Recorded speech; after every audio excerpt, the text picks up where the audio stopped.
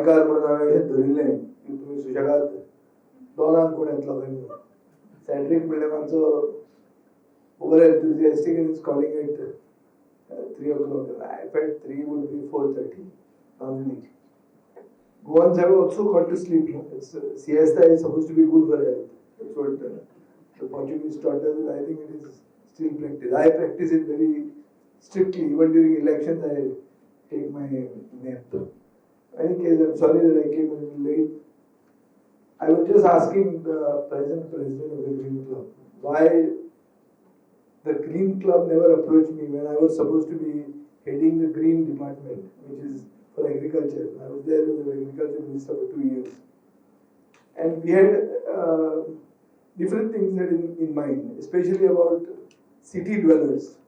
City dwellers are those who come from constituencies like mine, which are rural-urban, but which are fastly evolving into a very strictly urban space. Municipalities, where flats are the order of the day.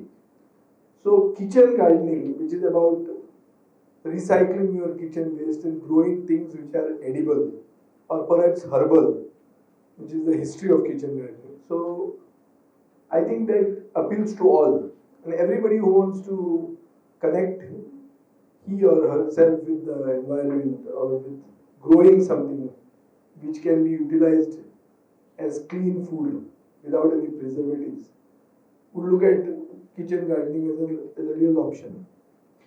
In the past, historically also, we have always been growing herbs in our backyard or even in the vases of our flat. I have been staying in a flat before. My mother used to have this ganyan, which is lemongrass.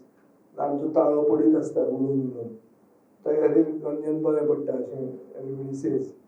So I think in keeping with this belief that we need to have a kitchen garden, a kitchen garden that effectively helps food, providing food, and also connecting yourself to nature. During my tenure, when my colleague of my party was also the fisheries minister, I was called for a function in my university. I'm an agriculture graduate, by the way. So I was called to Vengula, which is a research station of the Konkan Krishi Vidyapit. And there they showed me a vertical crab farming technique. Like armor kashi, gaveta kashi asतात, drawers, where you would grow soft shell crabs. So I had actually, just before I was removed, I had coordinated between agriculture and fisheries to make this into a scheme where government would cross-subsidize the supply of this equipment and people would grow a king crab in the balcony. If you don't want to sell it, you can certainly eat it, which is what happens with kitchen gardening. Most of the time it is for self-consumption. It is for not to basically sell, but to produce yourself and eat food which you produce yourself. I think in keeping with the general trend that we need to be conscious about what we eat, especially because diseases are spreading, which are on account of huge chemical fertilizers, use of chemical fertilizers. Everybody is talking about nature farming, about being organic and all that. Unfortunately, in Goa, organic, we had started a process of organic. And organic doesn't happen overnight. It would take minimum 7 years for the soil to get cleaned up, for every residue of the chemical fertilizers to go.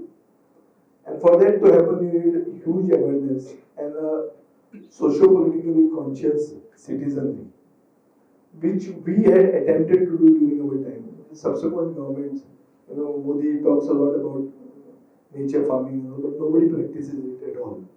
Our chief minister also talks a lot, but distributes fertilizers to farmers. You can see them distributing fertilizers.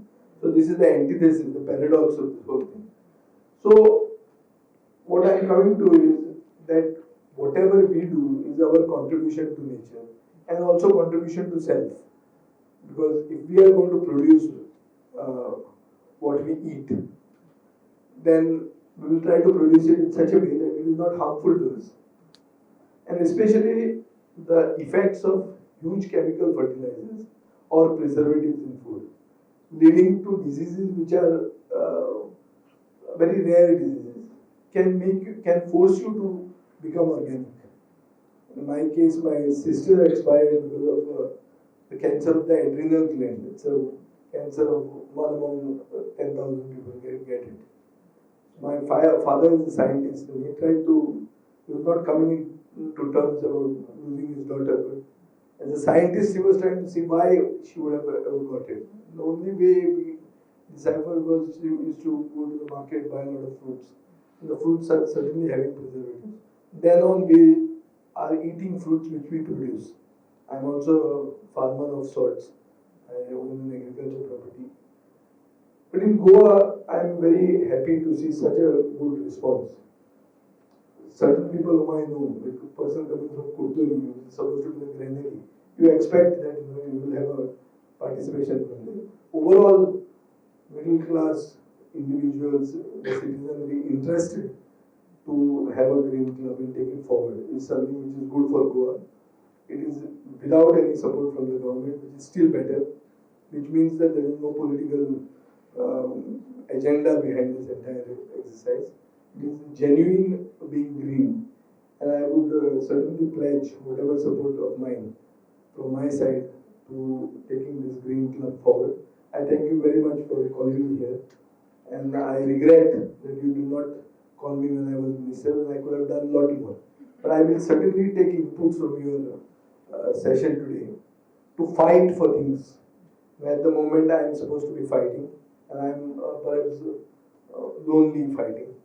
But we need to fight because without fighting, you're not going to get anything on the platter, including the crops that you produce, the food that you produce.